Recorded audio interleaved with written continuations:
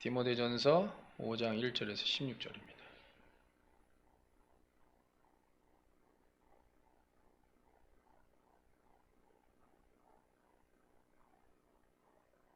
자, 한 절씩 교도하시겠습니다. 늙은이를 꾸짖지 말고 고나되 아버지에게 하듯하며 젊은이에게는 형제에게 하듯하고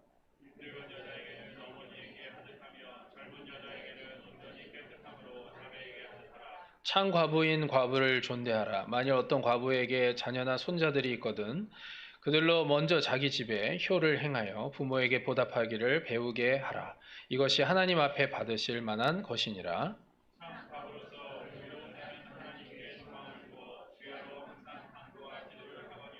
향락을 좋아하는 자는 살았으나 죽었느니라.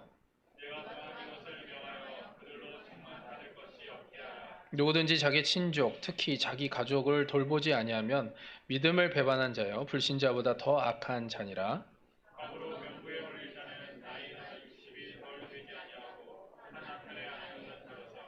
선한 행실의 증거가 있어 혹은 자녀를 양육하며 혹은 나그네를 대접하며 혹은 성도들의 발을 씻으며 혹은 환난 당한 자들을 구제하며 혹은 모든 선한 일을 행한 자라야 할 것이요.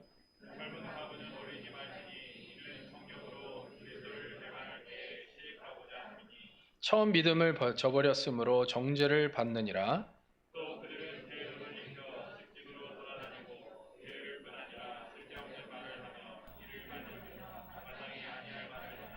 그러므로 젊은이는 시집가서 아이를 낳고 집을 다스리고 대적에게 비방할 기회를 조금도 주지 말기를 원하노라. 함께요. 만일 믿는 여자에게 과부 친척이 있거든 자기가 도와주고 교회가 짐지지 않게 하라. 이는 참 과부를 도와주게 하려 함이라. 아멘. 예.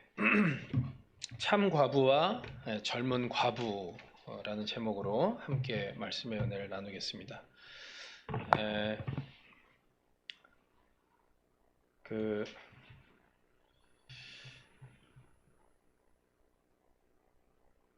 예전이나 지금이나 좀 어떻게 보면 비슷한 것 같습니다. 뭐 그렇게 다름이 없는데 교회에서 일어나는 모든 어떤 일들 이것을 정말 교회는 가족처럼 형제 자매처럼 돌봐야 된다 이러한 이야기입니다. 뭐 우리 교회도 그렇고 그리고 이제 방금 전에 닝하타 교회도 그렇지만 우리 그 김은영 전도사님은 어떻게 보면 과부가 되신 거잖아요. 그죠? 그러니까 이것을 교회들이 같이 돕고 섬기는 그런 의미가 있습니다. 근데 여기서 얘기하는 건 다른 게 아니라 물론 신앙에 대한 얘기 이제 좀 이따 할 거지만 정말 성도들의 그러한 여러 가지 힘들고 어려운 부분들을 우리가 세심하게 보고 그리고 살피고 그리고 도와야 된다는 것입니다. 가족이기 때문에 그렇죠. 우리가 이곳에 있을 때뿐만이 아니라 저 천국에서도 똑같이 우리는 가족이기 때문에 이곳에서 그 가족의 끈끈한 애정과 그런 사랑이 없다면 천국에서 어떻게 우리가 그것을 함께 나눌 수 있겠습니까? 이곳에서 그런 마음들을 함께 나누고 그리고 그 사랑으로 섬기기를 바랍니다. 우리가 저도 참 마음이 아파서 그냥 같이 울어주고 싶어요. 그냥 울어주고 싶은데 저도 이제 뭐 그 제가 왜 이렇게 원래는 그곳에서 닝하타에서 안 울었어요. 제가 일부러 꾹꾹 참았어요. 왜 그랬냐면 도와야 되는데 힘이 없더라고요. 울고 막 이러니 보니까 좀 그래요. 그래서 제가 꾹꾹 참고 그 다음에 이제 그 관을 열어가지고 다 보고 헌화를 하라 그러는데 제가 일부러 안 했어요.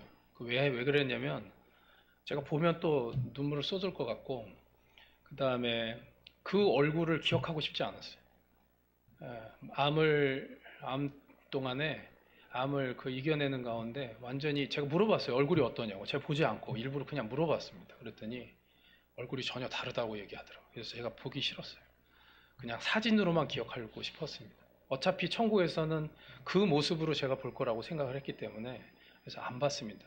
그래서 안 보고 막 이랬는데 꾹꾹 참았죠.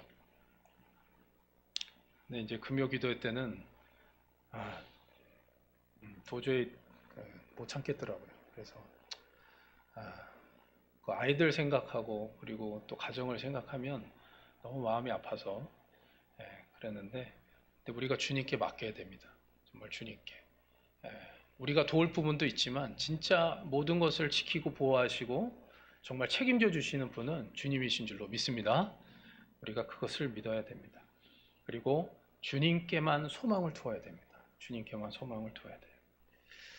자, 오늘 말씀으로 들어가겠습니다. 오늘 말씀에 보시면 디모데에게 성도들을 어떻게 섬겨야 되고 지도해야 하는지에 대해서 권하고 있는 이 내용입니다. 그 기본 원칙은 어르신들은 부모처럼, 그리고 젊은이들은 형제와 자매처럼 이렇게 섬기고 그리고 돌봐야 된다라고 이야기를 합니다. 그러는 가운데 참 과부와 젊은 과부를 구분을 하고 있습니다. 근데 이것은 어떤 차별을 얘기하는 게 아닙니다. 차별을 얘기하는 것이 아니라 신앙 안에서 지금 이야기를 하고 있는 것입니다. 그래서 우리가 그 신앙 안에서 이 둘을 어떻게 우리가 보고 우리가 분별을 해야 될지, 그리고 또 주님이 주시는 가르침을 우리가 어떻게 받아들이고 또 우리가 적용을 해야 될지 함께 보겠습니다. 먼저 첫 번째는 참 과부입니다. 참 과부. 참 과부는요, 여기 이제 한국어로는 좀 설명이 좀 부족합니다. 일본어로는 그래도 설명이 좀 잘 되어 있는데 한국어로는 그냥 참 과부라고만 나와 있습니다. 젊은 과부는 참 과부가 아닌가요? 똑같이 참 과부죠. 그런데 여기다 참을 붙인 이유는 남편이 없을 뿐만 아니라 아무도 돌보아줄 일가 친척도 없는 과부, 진짜 과부다 이런 얘기예요. 진짜 과부. 그래서 참 과부다 이렇게 얘기를 합니다. 그래서 그때 당시에 이 과부들은 경제 활동을 할 수가 없었습니다. 하기 너무 어려웠던 시대였습니다. 그리고 일부 다처였기 때문에 생각해 보세요. 남편이 아내를 쫓아내기도 하고, 그리고 한 명의 남편이 죽으면 일부 다처기 때문에 갑자기 많은 아내들이 과부가 되는 그러한 상황이었습니다. 그러니까 얼마나 과부들이 많았겠습니까? 그때 당시에는 또 병이 돌거나 그리고 오래 살지 못했던 그러한 시대였습니다. 여러분들 광개토 대왕이 몇 살에 죽은지 아십니까? 40세에 죽었어요. 40세. 일찍 죽었다고요. 남편들이 일찍 죽는 경우가 허다했습니다. 그러면 아내들이 그냥 다 어려웠어요. 우리나라 역사도 그렇잖아요. 그죠? 부인도 있었고, 뭐 첩도 있고, 뭐 여러 가지 그런 것들이 있었기 때문에 남편이 죽으면 많은 사람들이 과부로 살았어야 됩니다.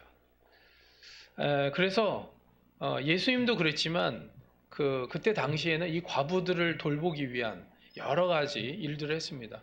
초대교회 예루살렘 교회도 7 집사가 세워진 가장 그 원인 중에 하나가 이 과부들과 고아들을 돌보기 위해서 그랬다고 이야기를 합니다. 그러는데 이제 교회 내에서는 여러 가지 이제 규칙들이 필요했다는 것이죠. 규칙들이 필요했습니다. 그러니까 돕는 것도 그냥 마구잡이로 그냥 도울 수는 없는 실정이었습니다. 저희들이 이제 예산을 짜고 하는 것도 다 어떤 계획 속에서 하는 것처럼 그때 당시도 마찬가지였죠. 그냥 돕고 싶다고 마음대로 이렇게 할 수 있는 건 아니었기 때문에 어떤 규칙과 질서를 잡지 않으면 안 되었습니다. 그래서 이제 이제 여러 가지 이야기들이 나오는 가운데 참 과부와 이제 젊은 과부를 구별해서 이야기를 합니다. 이 젊은 과부는 새 출발을 할 수가 있었던 거죠. 그래서 되도록이면 다시 재혼을 해서 새 가정을 꾸릴 수 있도록 자꾸 이렇게 이야기를 했고, 어르신, 나이가 많은 그런 과부들은 될 수 있으면 교회에서 돕도록, 물론 이제 친척들이 있으면 친척들이 도울 수 있도록 합니다. 근데 그것도 없고, 정말 여기서 나오는 참 과부라고 하는 건 정말 그러한 도울 수 있는 사람이 아무도 없는 경우, 그때 교회에서 반드시 도와야 된다 이렇게 이야기를 하고 있는 겁니다. 근데 이제 우리가 신앙적으로 좀 보려면 우리가 5절을 좀 봐야 되겠습니다. 5절을 다시 한번 좀 읽겠습니다. 자, 5절. 자, 함께 읽겠습니다. 시작. 참 과부로서 외로운 자는 하나님께 소망을 두어 주야로 항상 간구와 기도를 하거니와 그랬습니다. 참 과부는요, 참 과부는 어떤 자인가 하면 하나님께 소망을 두고 주야로 항상 간구와 기도를 했던 자였습니다. 그래서 우리도 마찬가지입니다. 여기서 나오는 참 과부는요, 그리스도의 신부의 다른 표현이기도 합니다. 예수 그리스도의 온전한 신부인 거죠. 그러니까 뭔가 다른 소망을 두고 사는 게 아닙니다. 하나님께만 소망을 두고, 그리고 하나님께 모든 간구와 기도를 한다는 것이죠. 이것을 참 과부라고 여기선 얘기하는데, 우리는 그리스도의 신부로 우리가 생각하면 되겠습니다. 자, 누가복음으로 가겠습니다. 누가복음 2장 36절에서 38절입니다.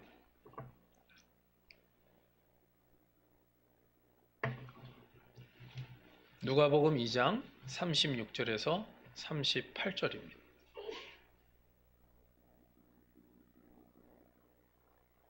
누가복음 2장 36절에서 38절. 누가복음 2장 36절 38절입니다. 자, 함께 읽겠습니다. 시작. 또 아셀 지파 바누엘의 딸 안나라 하는 선지자가 있어 나이가 매우 많았더라. 그가 결혼한 후 7해 동안 남편과 함께 살다가 과부가 되고 84세가 되었더라. 이 사람이 성전을 떠나지 아니하고 주야로 금식하며 기도함으로 섬기더니 마침 이때에 나와서 하나님께 감사하고 예루살렘의 속량을 바라는 모든 사람에게 그에 대하여 말하니라. 여기 보면은 그 여자 선지자가 나옵니다. 근데 결혼을 해서 살다가 과부가 됐습니다. 과부가 됐는데 어떻게 했냐면 성전을 떠나지 않고 주야로 금식하며 기도함으로 섬겼다, 이렇게 얘기 나옵니다. 그러면서 그 다음에 38절 마지막 부분에 예루살렘의 속량을 바라는 모든 사람에게 그에 대하여 말하니라고 했습니다. 여기서 그는 누구죠?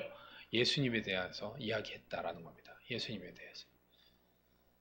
그러니까 그 참 과부의 그 모습은 뭐냐면 하나님께만 소망을 두고, 그리고 그 여기서는 뭐 주야로 금식하다 그랬는데 하나님과의 깊은 교제, 하나님과의 늘 기도와 말씀을 통해서 하나가 되고 또 그렇게 교제하며 사는 그러한 모습을 가진 자를 참 과부다라고 이야기를 하고 있습니다. 그러니까 우리도 그런 모습이 돼야 된다는 거죠. 성경에는 과부에 대한 이야기가 몇 번 등장을 하는데, 또한 요한복음 4장에도 과부가 나오죠. 여러분들이 잘 아는 그 사마리아 여인입니다. 5번의 결혼을 하고 5번의 이혼을 합니다. 그리고 그때 당시에도 다른 남자와 어떤 남자와 함께 살고 있었습니다. 살고 있기 때문에 과부가 아닌 것처럼 여러분들이 생각할지 모르지만 결혼을 하진 않았습니다. 그런 과부인 거죠. 그래서 그 6번의 남자를 이렇게 거쳐갔지만 마음 안에 만족이 없었습니다. 진정한 그 만족과 그 평안을 누리지 못했죠. 그러다가 누구를 만나죠? 예수님을 만납니다. 예수님을 만나면서 우리는 그리심산에서 예배를 드리는데 이스라엘 백성들은 예루살렘에서, 유다 사람들은 거기서 예배를 드리지 않냐. 어디서 드려야 됩니까? 뭐 이런 얘기를 합니다. 근데 이것저것도 아니다. 영과 진리로 예배를 드려라, 이렇게 얘기를 하죠. 그러면서 이제 뭘 얘기하냐면 진정한 예수님과의 연합을 얘기하는 겁니다. 진정한 예수님과의 연합. 우리가 참 과부의 그런 모습 가운데 먼저 첫 번째 우리가 기억해야 될 것은 온전히 우리의 모든 소망은 하나님께 두어야 된다는 거예요. 하나님께 두어야 된다. 다른 곳이 아니라는 거죠. 하나님께 두어야 된다. 두 번째는 이 사마리아 여인같이 예수님과의 인격적인 연합을 얘기하는 겁니다. 그리스도의 연합은요, 어디서부터 시작이 되냐면 예배로부터 시작을 합니다. 공동체 예배, 그리고 삶의 예배로부터 시작을 합니다. 주님과 함께하는 공동체 예배와 삶의 예배에 하나님의 영광과 임재가 아닌 다른 무언가가 있는지를 우리는 늘 돌아봐야 됩니다. 돌아보지 않으면 어떻게 되죠? 젊은 과부가 되는 거예요. 나중에 그 내용은 제가 설명을 해드리겠지만, 우리가 드리는 예배가 외형적 조건에 하자가 없고 순서에 막힘이 없이 흘러가더라도 그곳에 하나님의 임재와 영광이 없다면 우리 예배는 생명력이 없는 종교적 행위에 불과합니다. 예수님이 그 말씀하신 거예요. 사마리아 여인에게. 삶의 예배도 마찬가지입니다. 열심히 진지하게 살고 있다 하더라도 하나님의 임재에 깨어 있고 하나님 나라에 맞추어 인격과 삶을 조율하는 일들이 사라진다면 그리스도와의 온전한 연합에서 멀어지고 말 수밖에 없습니다. 우리는 그래서 공동체 예배와 삶의 예배를 우리가 중요시하고 그리고 온전한 그 예배자의 삶으로 살아갈 수 있도록 우리가 노력해야 됩니다. 교회는요, 예배 공동체와 말씀 공동체로 세워진 것입니다. 예배 공동체, 말씀 공동체는 하나입니다. 순종 없는 제사, 경청 없는 제물을 우리는 조심해야 됩니다. 그 예배 공동체는 우리의 마음을 드리는 겁니다. 근데 그 가운데 그 드림이 있지만 하나님께서 온전한 그 말씀으로 우리에게 역사하여 주시지 않으면 예배는 의미가 없습니다. 그러니까 가인의 제사는 하나님이 받으시질 않은 거죠. 하나님의 말씀의 역사가 없었습니다. 그러나 아벨의 제사는 드림과 함께 하나님의 온전한 말씀의 역사로 말미암아 예배 공동체와 말씀 공동체로 온전한 그 하나님께서 기뻐하시는 그 제사로 받아주셨다는 겁니다. 자, 또 한 가지 또 한 명의 과부가 있습니다. 자, 마가복음 12장 42절에서 44절입니다.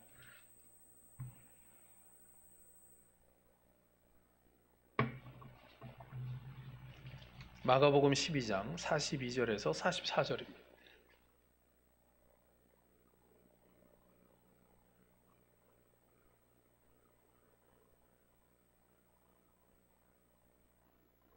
마가복음 12장 42절에서 44절입니다.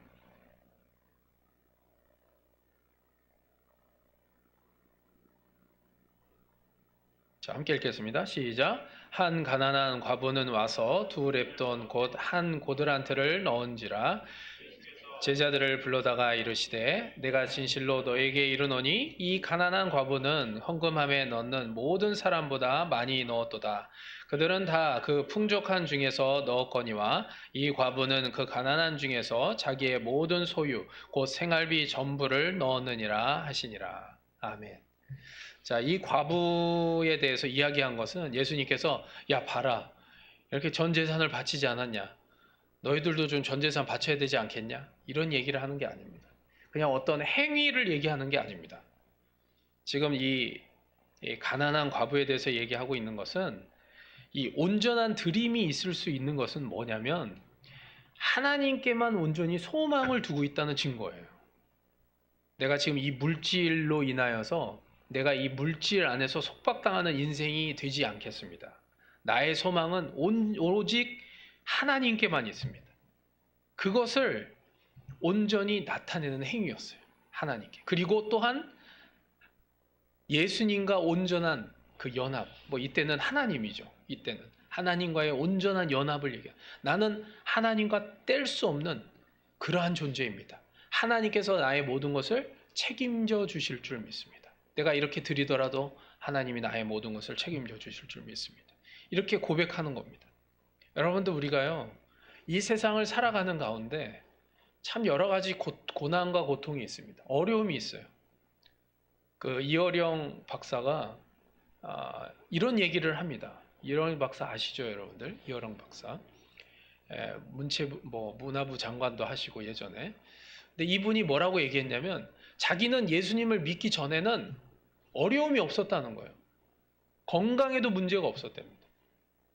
근데 예수님을 믿으려고 하자 무슨 일이 벌어졌냐면 자기 딸이 죽고 손자도 죽고 또 자기도 이 수술을 했대요. 전 몰랐는데 머리를 드러냈답니다. 그래서 수술까지 했답니다. 근데 계속 어려워진다. 힘들어진다. 아니 왜 하나님을 믿으면 모든 게 만사가 형통해야 되는데 왜 그러지 않느냐는, 왜 어려움이 있고 왜 힘든 일들이 찾아오고 이러냐는 거죠. 근데 주님은요, 하나님은 우리들에게 가르쳐 주시는 거예요. 사랑이 뭔가. 사랑이 뭐냐면 그 안에 여러 가지 것들이 있는 거예요.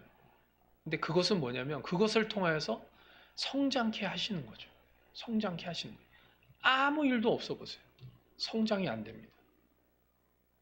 여러분들 아브라함이 이삭을 낳기까지 25년 고생했습니다. 아니 고생 없이 그냥 내가 너에게 자녀를 주노라. 자, 좀 있어봐. 10개월만 있으면 이제 아이를 낳을 거야. 이러면 좋잖아요. 아무런 어려움과 고통 없이 그렇게 하면 좋지 않습니까? 요셉도 뭐하러 그렇게 고생을 시키십니까? 그냥 총리로 바로 세워가지고 짜자자잔 해가지고 이제 나중에 형들 오면 한 방 먹여 뭐 이러면서 너를 이렇게 만들었잖아. 멋지게 한번 네가 총리가 돼서 한번 보여줘봐. 뭐 이렇게 할 수도 있는데 그게 아니었어요. 13년 동안 아주 사람으로서 받을 수 없는 엄청난 그런 고통을 받습니다. 모세도 40년이죠. 모세는요 거의 80년이라고 보시면 됩니다. 40년 동안 미디안 광야에서 그렇게 고생을 하거든요. 근데 또 하나님이 부르셔가지고요 이스라엘 백성들, 말 안 듣는 백성들 40년 동안 또 광야에서 같이 고생시킵니다. 그렇게 보면 80년이에요. 그러다가요 그냥 데려가세요. 왜 그렇게 하실까? 신앙이란 대체 뭘까? 그러니까 그 이어령 박사가 그런 얘기 하더라고요. 기독교는 다른 종교와 다르다 이야기를 하는 거예요. 만약에 다른 종교처럼 기독교가 그렇게 됐다면 기독교는 종교이지 신앙이 아니다. 이런 얘기를 하시는 거예요. 자기도 만약에 자기와 같은 그런 상황이 벌어지면 아유 이런 기독교 누가 믿겠냐. 아마 보통 사람 같으면 그랬을 것이라는 이야기를 하더라고요. 근데 자기는 그 사랑에 대해서 하나님의 사랑에 대해서 알았다는 거죠. 여러분들 삶이라는 글자를 잘 보십시오. 삶 시옷 아에다가 리을과 미음이죠. 거기 보면은 사람이 들어가 있고 그 다음에 그 M자가 있죠. M. 그 M이라고 그러니까 이 미음이죠. 미음은 뭐 다른 게 아니에요. 뭐 미움도 있을 수 있고 그리고 또 사가 있기 때문에 사랑도 있고 뭐 여러 가지 것들이 섞여 있어서 그걸 삶이라고 이렇게 표현을 할 수 있는 거죠. 그 안에 이게 삶이라는 거예요. 근데 그것을 통해서 가장 멋진 것으로 승화시키는 그게 뭐냐면 제 위에 있는 사랑이죠. 사랑으로 승화시키는 거예요. 예수님이 우리에게 보여주셨던 이 땅 위에서 어떻게 보면은 예수님의 삶은 이 땅 위에서 행복했던 인간적인 생각으로는 행복했던 시간은 하나도 없었어요. 태어나자마자 핍박이었죠. 그 다음에 어렸을 때 아버지를 여의고 소년 가장에 대해서 그렇게 정말 고생하다가 30년이 되자마자 공생애를 시작하는데 순탄한 때가 한 번도 없었습니다. 3년 반 동안에 그 어렵고 힘든 과정 속에서 십자가에 달려 돌아가시고 그리고 천국 가셨어요. 우리가 인생을 생각할 때 우리가 정말 이 신앙이란 게 무엇인가 좀 더 생각을 해봐야 됩니다. 자, 그런 의미에서 고린도전서로 가겠습니다. 고린도전서 10장 12절에서 15절입니다.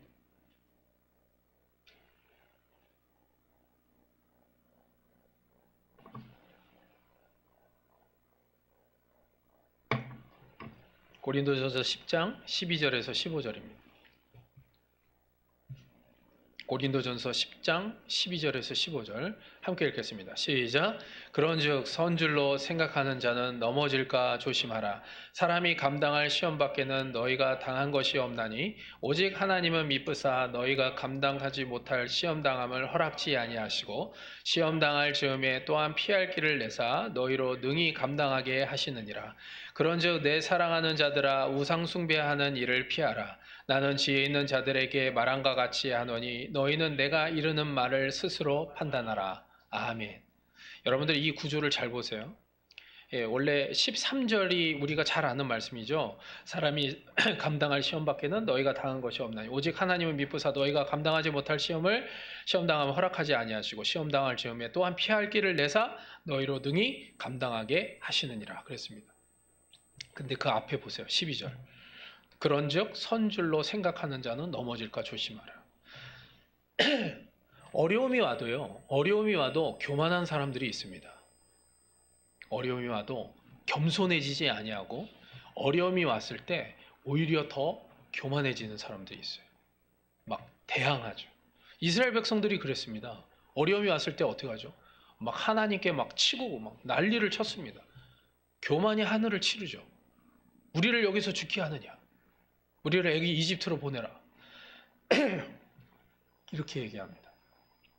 교만할 때가 있다고. 어려워도요. 아무리 어렵고 힘들어도 그런 사람들이 있다는 거예요. 또 뭐죠? 그 후에 14절을 보세요. 13절을 보세요. 14절이군요. 14절. 그런즉 내 사랑하는 자들아 우상 숭배하는 일을 피하라 그랬습니다. 어려움이 올 때 또 어떻게 하는지 아십니까? 여기서는 우상 숭배라고 되어 있는데 인간적인 방법을 찾아요. 항상 이 우상 숭배 그런 거예요. 여러분들 신사 가보세요. 어떻게 되세요? 찾죠. 이런 문제는 이 부적 필요하고 이런 문제는 이 부적이 필요하겠구나. 이게 우상 숭배지만 이건 어떤 방법이에요. 사람 인간적인 막 방법을 찾는 거죠. 그뿐만이 아닙니다. 사람을 찾고 그리고 또 사람 어떤 물질에 대한 어떤 능력으로 해결을 하고자 하는 그러한 유혹을 받는다는 거예요. 그러지 말라는 거예요. 오직 여기 13절에 뭐죠? 하나님은 미쁘사. 그러니까 하나님만 오직 하나님께만 소망을 두고 하나님께만 모든 것을 의지하고 의탁할 수 있는 자가 되라는 거예요. 할렐루야. 다른 걸 보지 말라는 거예요. 그래야 뭐가 된다고요? 온전한 연합을 이룰 수 있어요. 온전한 연합.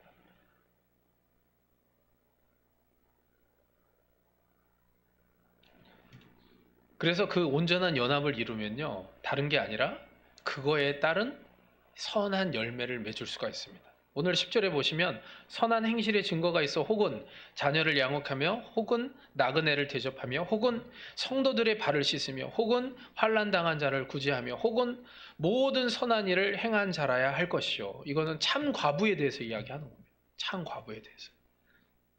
근데 이 섬기는 거는요. 억지로 하거나 의식해서 하는 게 아닙니다. 그렇게 하면 힘들어요. 힘듭니다. 여러분들 부모가 자녀를 키울 때 힘듭니까? 힘듭니까? 물론 힘들죠. 육체적으로는 힘들 때가 있어요. 그러나 그걸 힘들다라고 생각하지 않아요. 보람이 있고 기쁨이 있죠. 자녀를 볼 때. 그죠? 그래서 하는 거예요. 다른 남 애 같으면 그렇게 하겠습니까? 못해요. 자기 자녀니까 하지. 자기 자녀니까 그렇게 할 수 있는 거예요. 억지로 하는 게 아닙니다. 의식해서 하는 게 아니에요. 자연스러운 거예요. 그래서 우리가 하나님께 모든 소망을 두고 주님과 연합을 하잖아요. 그러면 자연스럽게 어떻게 되죠? 열매를 맺을 수가 있어요. 요한복음 15장에 그 얘기가 나와요. 너희가 내 안에 거하고 내 말이 너희 안에 거하면 무엇이든지 원하는 대로 구하라. 그러면 다 이루리라. 이 말은 뭐죠? 너희들이 내 안에 있으면 너희들이 자연스럽게 열매를 맺을 수 있다. 그 얘기하는 포도나무 비유 얘기하면서 그게 말씀하시잖아요. 자연스럽게 열매를 맺을 수가 있어요. 우리가요 열매가 없다는 것은요 크리스찬으로서 흉내만 내고 있어서 열매가 없는 거예요. 흉내만 내고 있는 거예요. 오직 그냥 하나님을 통해서 내 욕구만을 채우고자 하는 종교적 열심만 있다는 거예요. 그러면 열매 못 맺습니다. 그래서 무화과를 보고 예수님께서 지나가다가 열매를 따먹으시려고 하다가 열매 없는 것을 보시고 저주를 하셨어요. 근데 그 저주를 하신 이유는 그 무화과 나무를 없애려고 한 게 아니라 바리새인들을 비유로 얘기하시면서 보게끔 하신 거예요. 바리새인들은 허울만 좋고 회칠한 무덤이 됐다는 거죠. 겉으로는 번지르르해요. 그리고 율법을 잘 지키고 있는 것 같고 그러나 그들에게는 열매가 없다는 것이죠. 무화과 나무처럼 열매 없는 무화과 나무. 그래서 예수님이 저주하신 거예요. 우리도 같습니다. 크리스찬으로서 열매가 없다는 것은 바리새인과 아무 차이가 없는 거예요. 근데 그거는 우리가 그냥 열매를 맺어야지 돼서 되는 게 아니에요. 내가 정말 진짜 주님께만 소망을 두고 있는가? 그리고 내가 정말 주님과 연합을 하고 있는가? 그러면 자연스럽게 열매를 맺게 되어 있다는 거예요. 그걸 봐야 됩니다. 그냥 열매를 맺을까? 여러분들 그 열매도 또 안 좋은 열매가 있어요. 안 좋은 열매. 그걸로 또 내가 열매 맺은 것처럼 그렇게 보이려고 하면 안 됩니다. 자연스럽게 우리는 열매를 맺어야 돼요. 정말 주님과의 온전한 연합 그리고 또 열매가 있는 저 여러분이 되시길 주님의 이름으로 축원합니다. 자, 두 번째입니다. 두 번째는 간단합니다. 우리 젊은 과부에 대해서 그 향락을 좋아한다고 오늘 말씀에 표현하고 있습니다. 6절을 보시면, 자, 6절을 보시면 향락을 좋아하는 자는 살았으나 죽었느니라 이렇게 얘기를 합니다. 향락의 원어의 의미는 방탕하며 살다라는 의미입니다. 당시 젊은 과부들은요, 그 생계가 막막한 건 그 나이 드신 그 과부들과 똑같았습니다. 과부는 똑같아요. 생계를 이어나가기가 다 어렵습니다. 어떤 직종에 일하기가 어려워요. 지금은요, 그 과부들, 뭐 과부들이라고 해서 그러지만, 이제 뭐죠? 하여간 엄마들, 뭐 여러 가지 일할 것들 많이 있어요. 지금은 뭐 일하는 것에 대해서 뭐 이상한 시선도 없고, 뭐 자연스러운 것이고, 뭐 커리어 우먼이라는 말이 있듯이 뭐 하려고 하면 얼마든지 할 수 있는 그러한 시대 속에서 우리가 살고 있습니다. 그러나 그때 당시는 그게 불가능했던 시대였습니다. 그래서 젊은 과부들은요, 어떻게 했냐면 생계를 이끌어 나가기 위해서 매춘을 했던 거예요. 그런데 이제 생각해 보세요. 그런 일을 하다가 이제 예수님을 만나서 교회로 들어옵니다. 근데 삶은 달라진 게 없어요. 생활을 하려니 어떻게 하죠? 또 매춘업을 하게 되는 거예요. 그래서 사도 바울이 지금 그 이야기를 하는 겁니다. 젊은 과부들은 함부로 이렇게 하지 마라. 그러다가 하나님을 배반하고 또 사람을 또 어떤 남자를 만나서 신앙을 배반하고 갈 수도 있는 것이다. 그러니까 이 이야기는 갈 수 있기 때문에 그들을 그냥 경계해라 이런 얘기가 아니라 잘 고면하란 얘기예요. 결혼할 수 있도록 빨리 젊기 때문에 결혼할 수 있는 여러 가지 그러한 상황들이 마련될 수 있다. 그러니까 잘 고면해서 결혼할 수 있도록 하라. 그래서 잘못된 길로 빠지지 않도록 하라. 그러나 이것저것도 할 수 없는 그러한 나이 드신 그러한 과부들은 교회에서 책임지고 도우면 좋겠다. 이렇게 얘기를 하는 겁니다. 자, 근데 우리가 여기서 젊은 과부를 보면서 우리가 적용해야 될 건 뭐냐면 이런 겁니다. 아무리 어렵고 힘들다 하더라도 우리에게 있어서 그 죄는요, 합리화시키면 안 됩니다. 죄는 합리화시키면 안 돼요. 우리 교회에 나오는 어떤 분도 제가 여러분들은 뭐 잘 모를지 모르지만 제가 조용히 권면을 합니다. 어떤 일에 대해서 예수님을 믿는다면 그런 일을 하지 않았으면, 물론 말씀으로 권면을 하는 거죠. 갈등이 있어요. 갈등이. 지금까지 해오는 걸 갑자기 그만두고 그럼 나는 뭐 할 것이냐, 이런 것이 있는 거죠. 그러나 우리 기도해야 돼요. 그게 합리화를 시키면 안 됩니다. 우리는 이렇게 얘기하면 안 된다는 거예요. 어쩔 수 없었다. 그렇게 하지 않으면 안 될 줄 알았다. 이런 말들을 우리는 버려야 됩니다. 여러분들 가운데서도 다 있어요. 여러분들 가운데서도. 어쩔 수 없다라는 거. 그럼 어떡하냐? 그럼 어떻게 해요? 라고 이야기하면 안 된다는 거예요. 우리는 자꾸 그게 우리들의 변명이 되고 우리들의 핑계가 됩니다. 그럼 똑같은 거예요. 젊은 과부나. 하나님은 그것을 좋아하시지 않습니다. 싫어하신다고. 그럼 어떡하냐라는 게 아니에요. 하나님께 구해야 돼요. 하나님의 신실하신 인도하심과 하나님의 그 성실하심을 우리가 신앙 가운데서 발견할 수 있어야 돼요. 그리고 우리가 체험할 수 있어야 됩니다. 여러분들 보세요. 불륜도 합리화시키려면 얼마든지 할 수 있습니다. 남편이 내 아내가 소홀했다. 그래서 다른 사람의 잘해줌에 마음이 움직였다. 나도 어쩔 수 없었다. 감정이나 마음이 가는 대로 사는 것이 아니라 우리는 우리 자신을 쳐서 복종시켜야 되는데 그게 아니라 감정이 흘러가는 대로, 우리들의 마음이 흘러가는 대로 하다 보면 다 그런 거예요.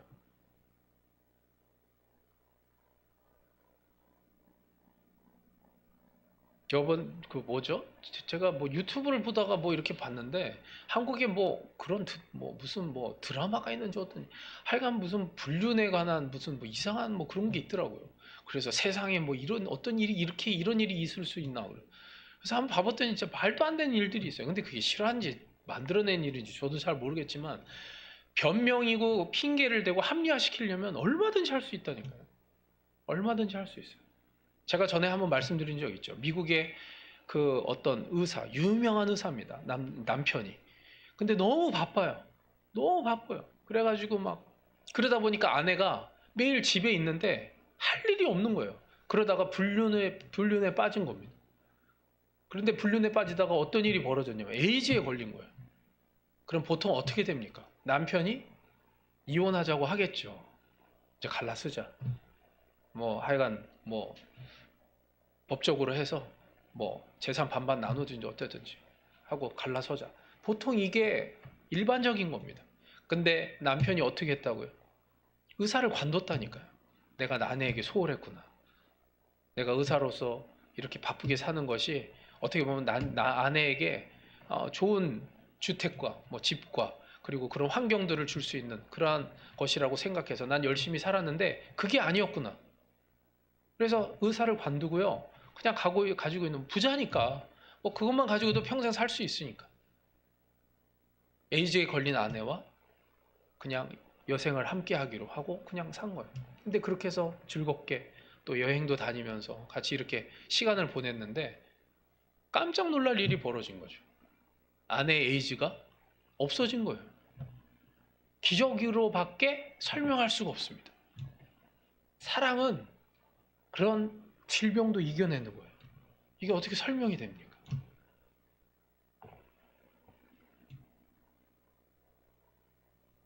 우리가요, 자꾸 변명하고 핑계를 대려고 하고 그것을 자꾸 우리들의 합리화를 자꾸 시키려고 하면 한도 끝도 없습니다. 여러분들 삶 가운데 주일 예배도 마찬가지입니다. 그리고 여러분들이 사는 가운데 하나님께서 주신 사명을 감당하는 것도 마찬가지입니다. 합리화시키고 핑계 대려면 한도 끝도 없습니다. 여러분들 나중에 우리가 주님께 부름을 받을 때 그때에 뭐 후회하면 우리는 늦습니다. 그러기 전에 우리가 주어진 상황 가운데서 우리가 최대 할 수 있는 그 범위 안에서 최선을 다하는 가운데 정말 하나님께서 기뻐하시는 그러한 열매들을 맺을 수 있고 또 그러한 사명을 감당할 수 있는 저 여러분이 되시길 주님의 이름으로 축원합니다. 11절에 보면 이렇게 나옵니다. 젊은 과부는 올리지 말지니 이는 정욕으로 그리스도를 배반할 때에 시집가고자 함이니 그랬습니다. 여기 그 얘기하고 있는 게 그거예요. 젊은 과부는 올리지 말지니 정욕으로, 그러니까 유혹이죠. 이게 뭐죠? 계속 변명거린 거예요. 핑계대는 것들이에요. 늘 유혹에 민감한 사람들은요, 자기중심적인 거야. 모든 기준이 자기중심인 거죠. 마태복음 13장 7절에 이렇게 나옵니다. 더러는 가시떨기 위에 떨어짐에 가시가 자라서 기운을 막았고 그랬습니다. 여러분들 그 네 가지 밭 비유 아시죠? 길가밭, 돌짝밭, 그리고 가시밭, 그리고 좋은 밭. 그죠? 그 중에 세 번째입니다. 가시밭. 이것은 뿌리를 내리기는 했지만 줄기를 이렇게 올리고 열매를 맺어야 되는데 가시 때문에 열매를 더 뻗지 못하고 열매를 못 맺는 거예요. 근데 핑계 대는 거죠. 그 가시 때문이라고. 가시 때문이라고 열매를 못 맺는다고 핑계를 댑니다. 근데 이게 뭐죠? 결국에는 내가 약한 부분이에요. 항상 유혹에 넘어지는 거. 이것 때문에 넘어지고 저것 때문에 넘어지고 항상 그 약한 부분이에요. 이게 핑계가 되고 변명이 되는 거죠. 이걸 없애야 된다는 거예요. 여러분들 지금 역대하 큐티 하시죠? 근데 왕들이 뭘 안 없앴죠? 거의 대부분? 물론 완전히 뭐 우상숭배한 경우 빼고 종교개혁을 일으켰음에도 불구하고 뭘 안 없앴다고 얘기합니까? 산당을 안 없앴다 그렇게 얘기합니다. 그 산당이 그게 뭐죠? 우리에게는 유혹이에요. 신앙생활을 잘하고 있는 것 같아도 꼭 우리에게 제일 약한 그 유혹에 꼭 넘어지는 거예요. 그게 산당이라고요. 그거에 넘어지는 거예요. 매번 넘어지는 거예요. 똑같이. 그 뭐 여호사밧이나 이런 왕들이 종교개혁을 일으켰는데 왜 그 산당을 왜 안 없앱니까? 없애지 못해서 안 없앤 게 아니에요. 꼭 그게 본인에게 제일 약점이 되는 부분들. 이걸 없애야 됩니다. 내 자신을 쳐서 복종을 시켜야 된다고. 13절에 보면 또 그들은 게으름을 익혀 집집마다 돌아다니고 게으를 뿐 아니라 쓸데없는 말을 하며 일을 만들며 마땅히 아니할 말을 하나니 그랬습니다. 게으름이에요. 게을러. 여러분들 말씀과 기도를 꼭 소중하게 해야 됩니다. 주일 예배로 끝날 문제가 아니에요, 여러분들. 게을러서 못하는 거죠. 시간이 없어서 못하는 게 말이 됩니까? 시간이 없어서 기도를 못한다고요? 시간이 없어서 말씀을 못 읽는다고요? 게을러서 못하는 거죠. 젊은 과부들이 그래서 어렵다는 거예요. 유혹에 민감하기 때문에. 그래서 안 된다는 거예요. 또 게으를 뿐 아니라 쓸데없는 말을 하며 일을 만들며 마땅히 아니할 말을 하는, 이거는요 그때 당시에 그런 예예요. 지금도 이런 일이 있겠지만 우리는요 가장 조심해야 될 게 뭐냐면 핸드폰이에요. 여러분들 스마트폰 거기에 빠지지 마세요. 다 그거예요. 가십들 맨날 보면서 누가 이랬대더라 저거 저랬대더라 누가 이렇대더라 아이고 참 이러면서 이게 다 그런 얘기들이에요. 그걸로 시간 보내는 거죠.